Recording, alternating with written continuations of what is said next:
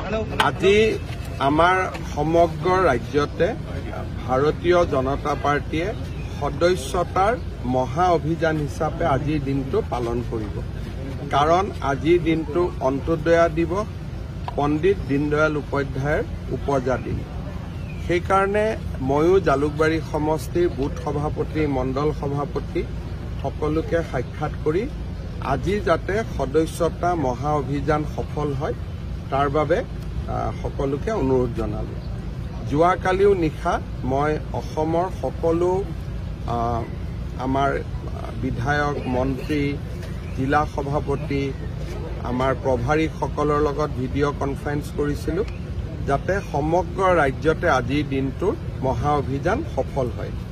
আৰু জালুকবাৰী সমষ্টিৰ বিধায়ক হিচাপে ময়ো সমষ্টিৰ ৰাইজক সাক্ষাৎ কৰি আজি যাতে আমাৰ সদস্যতা মহা অভিযানটো আমি সফল কৰিব পাৰোঁ তাৰ কাৰণে সকলোকে আহ্বান জনালোঁ।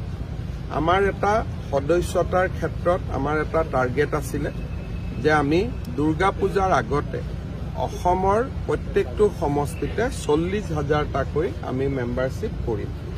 আৰু আজিৰ পৰা এটা এটাকৈ সমষ্টিসমূহে 40,000 টাৰ্গেট টাচ কৰিব।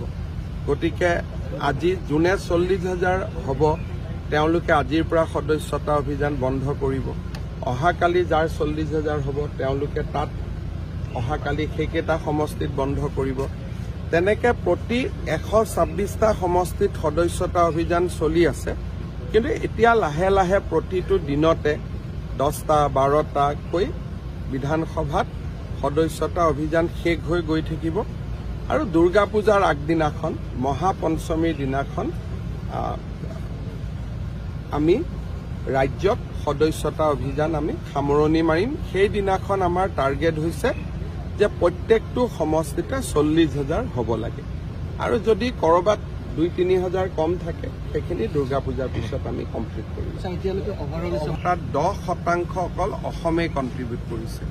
ভাৰতত আজিৰ দিনত 5 কোটি মেম্বাৰশ্বিপ হৈছে 4,70,00,000 আৰু তাৰে 10% অকল অসমৰ পৰাই আমি মেম্বাৰশ্বিপ দিছোঁ। লাহে লাহে এতিয়া আমাৰ আজিৰ পৰা লাহে লাহে আমি বন্ধ কৰিম। 10টা 12টা সমষ্টিত আমাৰ কমি গৈ থাকিব।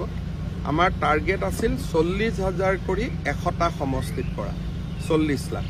কিন্তু যোৱাকালি আমি 43,60,000 67,000 পাৰ কৰিছোঁ। আজিও দিনটোত মোৰ ধাৰণা আছে আজিও আমি 2 লাখ পাৰ কৰি যাম।